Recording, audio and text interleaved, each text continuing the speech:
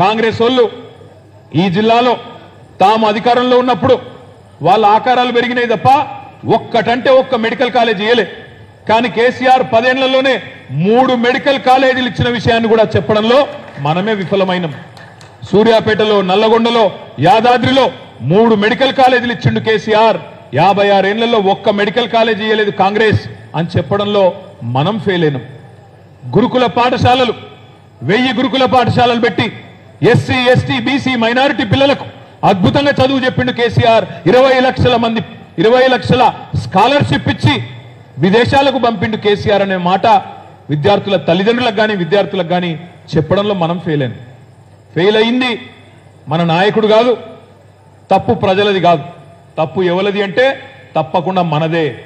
నాయకులు ఇక్కడ కూర్చున్న నాయకులు, ఇక్కడ కూర్చున్న నాయకులు, తప్పు మనది తప్ప తప్పు ప్రజలది కాదు, తప్పు కేసీఆర్ది కాదు.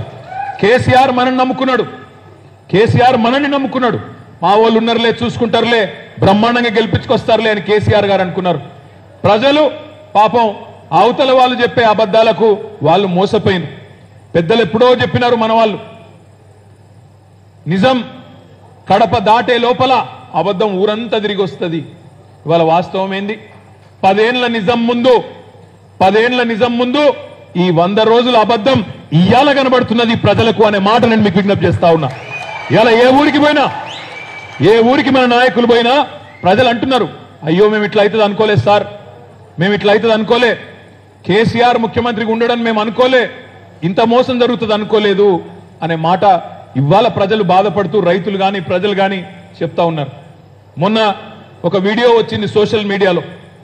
మల్లయ్య గారు అనే రైతు, మూషంపల్లి పక్కనే ఉంటుంది ఇక్కడనే. ఆ మల్లన్న అనే రైతు మాట్లాడితే నా కళ్ళకి నీళ్ళు వచ్చినాయి. ఆయన అంటున్నాడు, ఇగో సారు కేసీఆర్ సారు, నువ్వు మళ్ళా రావాలి, నువ్వు ఉన్నప్పుడే మేము మంచిగా బతికినాం, నువ్వు మళ్ళా రావాలి సారు అని చెప్పి ఆ మల్లయ్య గారు మాట్లాడుతుంటే చూసిన ప్రతి ఒక్కరికి, మనిషి అనే ప్రతి ఒక్కరికి గుండె ఎక్కడ కలుక్కుమన్న మాట వాస్తవం అనే మాట కూడా ఈ సందర్భంగా నేను మీకు విజ్ఞప్తి చేస్తా ఉన్నా.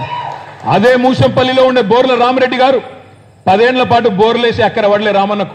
కానీ ఇవాళ రామరెడ్డి అన్న కూడా మళ్ళా బోర్లు వేసుకుంటున్నాడు. బొక్క బోర్ల పడే పరిస్థితి మళ్ళా వ్యవసాయానికి వచ్చిందని బాధపడతా ఉన్నాడు. ఈ పరిస్థితి, ఈ వాస్తవాలు ప్రజలకు తెలవడానికి ఎక్కువ సమయం పట్టలే.